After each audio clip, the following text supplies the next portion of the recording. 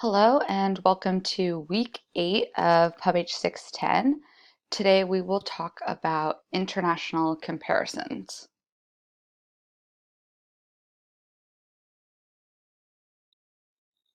One of the best ways to get new ideas for how to address problems is to look at other countries and see how they've responded to similar challenges.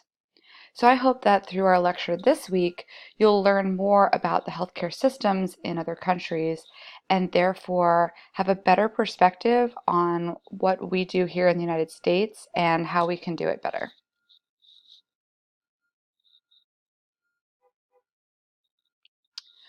All countries must solve similar healthcare problems, and some of the issues that countries need to address are listed here.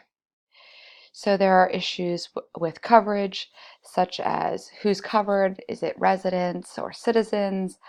Are there programs which are covering special populations, such as Medicaid, which covers low-income populations? And then what type of benefits are being offered? Are they universal? Are they tiered or limited? And then there are many different ways that you can fund healthcare. There are taxation programs, there are payroll contributions, premiums deducted from salaries, or out-of-pocket costs. And then how we control costs can be done through rationing, other cost containment mechanisms like having a global budget, basic principles of supply and demand, and how we define who our providers are, how do we educate them, how do we pay them. And then lastly, regarding measurement, what is the quality of healthcare services? How are we distributing them amongst our population? How do we measure and quantify all of these different things?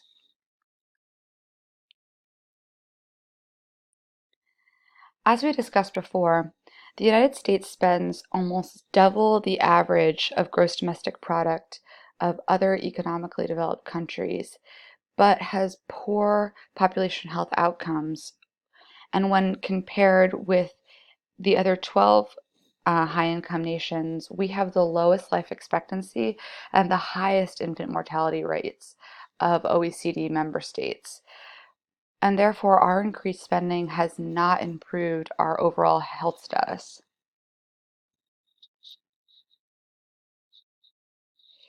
Here, you can see data from the OECD from 2017. And what you see is that the US far outspends any other country. We're the green bar on the left, and we're spending about $9,900 per capita in 2016.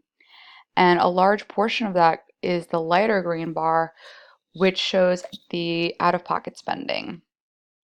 And when you look at the other bars, you'll notice that the light blue is a much smaller proportion compared to the large light green bar that we have in the United States.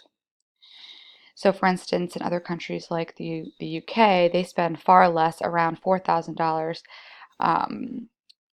per capita, and their proportion of out-of-pocket costs is much, much smaller.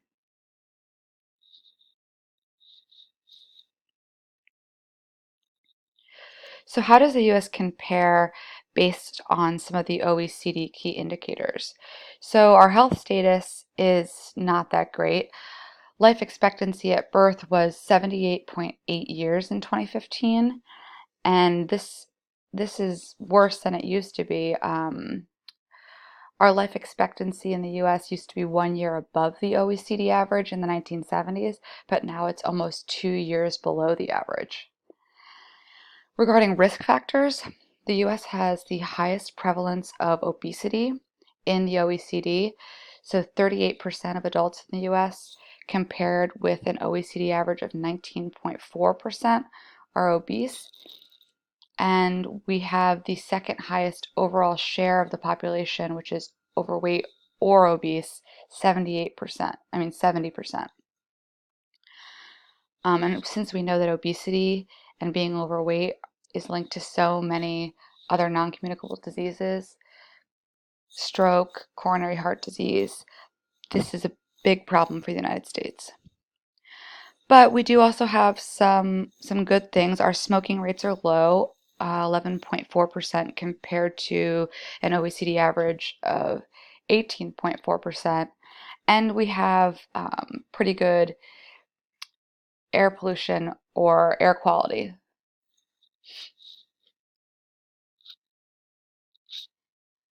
Regarding access, despite an increase in coverage from 85.6% in 2013 to 91% of our population covered in 2017, we still have the second lowest coverage rate after Greece. And furthermore, 22% of Americans skipped consultations or health appointments due to costs. And that's compared to an OECD average of 9.1% of people skipping coverage because skipping consultations due to cost. Regarding quality, for most of our quality of care indicators, the US performs close to the OECD average. But then you do have to question what are the quality metrics that are being captured and who's answering those questions. Because if it's only insured people that are getting measured, then we may be looking better than we actually are. Regarding resources, as we discussed, the US spends more than anyone else, so $9,800 per person, and this is much higher than the OECD average of $4,000. And the United States has a lower number of doctors per person, so we have 2.6 per 1,000 people compared to an OECD average of 3.4.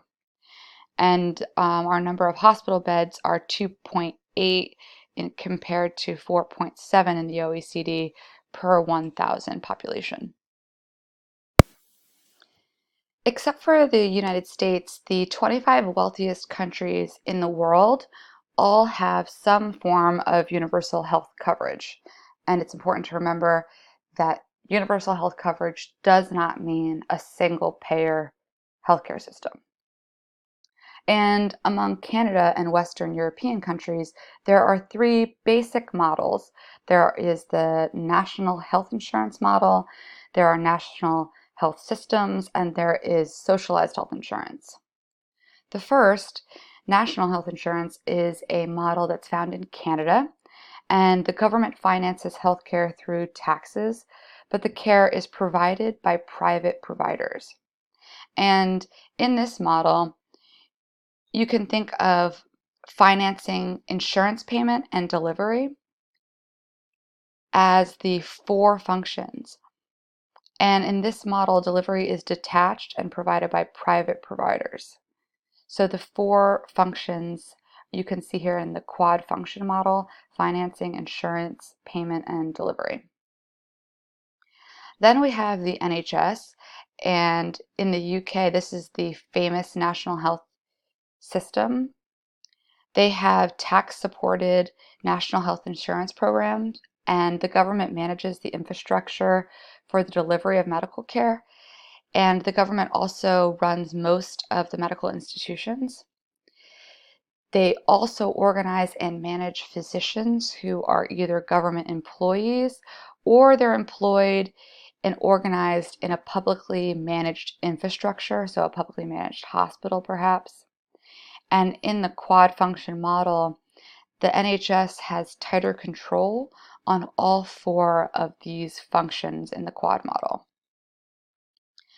And then lastly, we have the socialized health insurance, which is found in Germany and some other countries, which we'll discuss later. And in this model, the government mandates contributions from employers and employees, which finance healthcare. And private nonprofit insurance companies, which are called sickness funds, are responsible for collecting funds and paying physicians in hospitals. And in this system, insurance and payment are closely integrated, and service delivery is provided by independent providers, but the government has tight control over the entire system.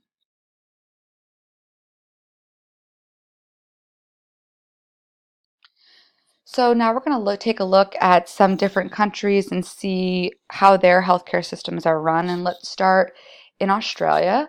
They switched from a universal healthcare program to a privately financed system. And then in 1984, they returned it to a national program, which they call Medicare. And the idea here is that everyone pays into the system, and how much is based on how much money you make. And in addition to having Medicare, 49% of Australians also have some type of private health insurance to cover gaps in coverage, like dental services and private hospital services. And you'll see that this is a theme that runs through a lot of countries which have a public finance program will also have some supplemental health insurance that enables people to buy additional coverage if they would like it. And they have developed health service delivery models to contain costs and provide quality and accessible care. And they also have developed a national primary healthcare strategy. And this is another main theme that you'll see running across countries, is that a lot of different countries, including the United States, are trying to increase the number of primary healthcare providers and funnel people to primary care providers rather than expensive specialists, because it's a good cost containment strategy.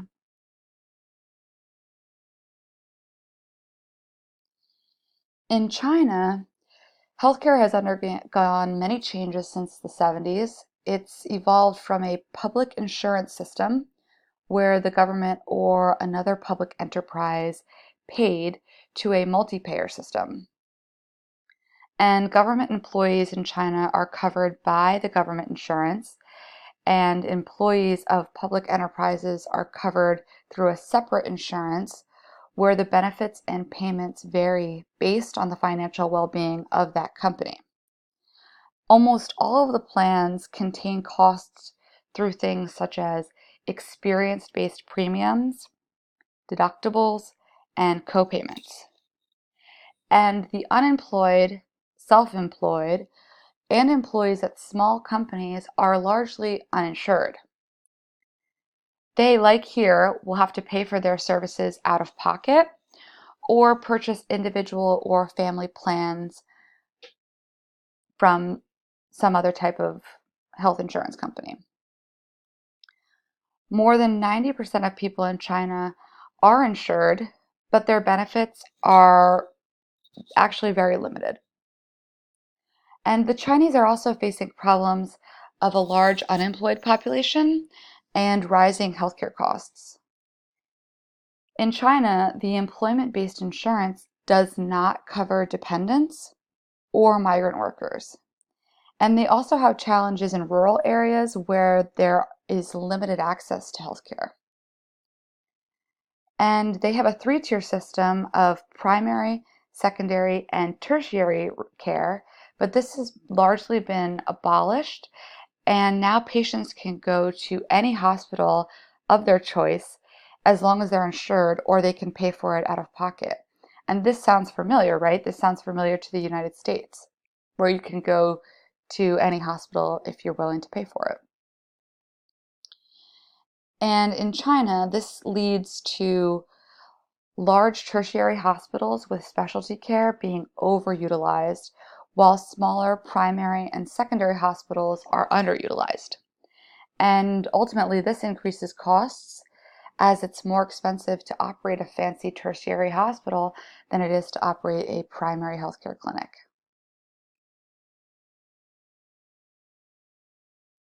A little bit more about the Chinese system. The government has initiated healthcare reform in these 5 major areas: health insurance, pharmaceuticals, primary care, public health, and public community hospitals. And again, this looks familiar to what we're trying to reform in the US. For instance, the reestablished community health centers that provide primary care so patients don't need to go to hospitals, and the idea is that this will save the system money. We're doing the same thing when we open FQHCs in the United States, or we make changes to Medicare and Medicaid reimbursement to reduce hospitalization or particularly focus on reducing ER usage. The Chinese have also developed an essential drug program to reduce the cost and increase access to essential medicines. And in 2015, China announced a 5-year plan for the health system, which outlined development targets for 2020. And the 3 primary targets for reform are infrastructure development, reduction of costs and expansion of insurance coverage, and investment in novel health technology.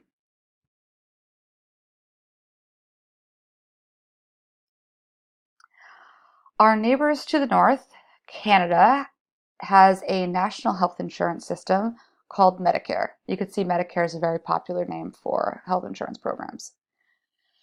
Medicare has 13 provincial and territorial health insurance plans which share basic coverage. And you can think of a province as a state. They're not the same, but they're similar. All the provinces, except for Ontario, have regionalized their healthcare and created administrative districts within each province. And the goal of this is to decentralize authority and responsibility and to be able to better respond to local needs and promote citizen involvement in healthcare decision making.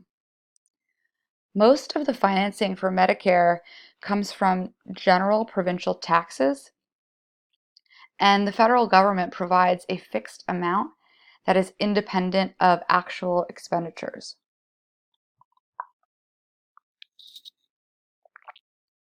Seventy percent of healthcare expenditures are paid for by the government, and 30% are private sector, which include out-of-pocket and commercial and not-for-profit insurance. And many employers will offer private insurance that gives their employees supplemental coverage. Because the government doesn't pay for all services, some things do cost extra. The key thing to remember here is that in Canada, most provinces use a global budget and they allocate a set amount of money that they can spend for the year, and they allocate set amounts of money for each hospital. And this is a great cost containment mechanism because the hospitals know there's a limit, so they have to stay within it. Maybe we should consider doing something similar. I encourage you to think about that as a cost containment strategy for the United States. Also, physicians are paid fees for service rates, which are negotiated between the provincial government and the medical association. In 2004, Canada created the 10-year plan to strengthen healthcare, and it focuses on addressing problems with long wait times, human resource shortages, electronic health records, etc. All in all, the Canadian system is transitioning to a more patient-centered model of healthcare, but they haven't adopted any major reforms since 2005. And the 2 main reasons are there's resistance from long-standing professional associations. So this sounds similar to lobbying from the AMA in the United States. And there's a lack of follow-through from provincial governments.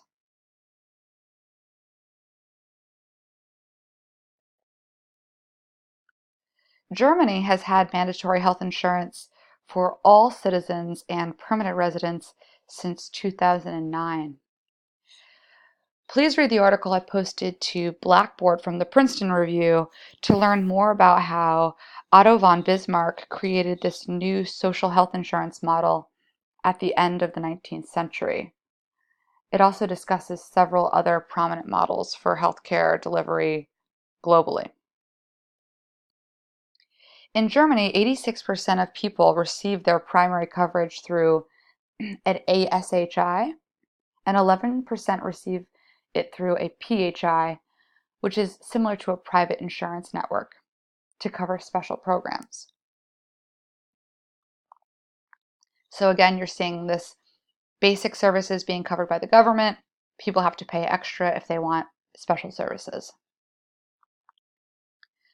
Some new reforms in Germany are focused on improving the appropriateness and efficiency of care. And in 2011, they passed the Pharma Market Reform Act, under which only those drugs that offer additional benefits relative to existing alternatives can be reimbursed at a higher rate. Please read the New York Times article that I posted to Blackboard on the new $2 million drug from Novartis. I'd like you to think about how other countries are controlling pharmaceutical costs and what we are doing or not what we're not doing in the United States. And please post on the discussion board this week and weigh in on some of their recommendations. So in the article, they make several recommendations for lawmakers, and I'd like to hear which ones you think might work and compare it to what's being done in other countries.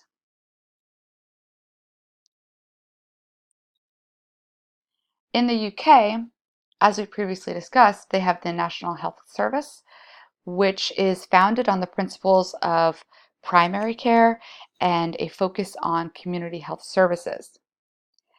The government owns its hospitals and employs its hospital-based specialists and other staff on a salaried basis.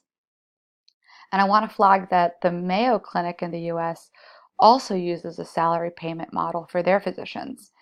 And considering the Mayo Clinic is one of the most prestigious hospitals in the United States, I encourage you to think about why more hospitals don't use this model in the United States. In 2013, the UK enacted the Better Care Fund to improve the integration of healthcare and social care. And in 2014, they passed the CARE Act to create a cap on out-of-pocket expenditures. And in 2014, they also introduced the 5-year Forward View Plan to address healthcare system challenges and place more emphasis on prevention, integration of services, and patient-centered healthcare. So once again, you can see that a lot of the same issues they're trying to address in the UK and in Germany are the same things we're trying to address in the United States. In 1995, Israel had a system of universal coverage based on the German model, which was financed through employer tax and income-based contributions from individuals. Insurance coverage is mandatory for all Israeli citizens, and in 2014, the Ministry of Health created a national health exchange to share all clinical patient data across all hospitals, health plans, and other providers. And some of their emerging challenges in Israel include increasing reliance on private financing, which affects efficiency and equity, and they're struggling with how to reduce health inequalities. In Japan, they've been providing universal coverage with two main insurance schemes: an employer-based system similar to Germany's, and a national health insurance program. Most large employers with more than 300 people in Japan have their own health programs, and smaller companies have to band together to provide insurance, or they'll have to belong to a government-run plan. Individual employees pay about 8% of their salaries to premiums for insurance, and they're covered for about 90% of medical costs. And dependents in Japan are covered for a little bit less than 90% of their healthcare costs. Japan is also facing many healthcare challenges related to how they're containing costs, how they care for an aging population, and their growing reliance on long-term care, and how they can create systems with additional primary care doctors. And in 2017, the Japan Primary Care Society ran a training program to qualify more primary care doctors in order to meet that growing demand. In summary, we can learn a lot from looking at healthcare systems in other countries and learning from how they're addressing their similar challenges to what we're facing in the United States. So we're all trying to answer questions about how we can contain costs, increase coverage, and control pharmaceutical costs, among other issues. So I encourage you to take a look around at what other countries are doing and maybe get some inspiration for things that you can propose to fix problems here in the United States. That's going to be it for this week. Please read those additional articles that I posted to Blackboard, and don't forget to post on the discussion board.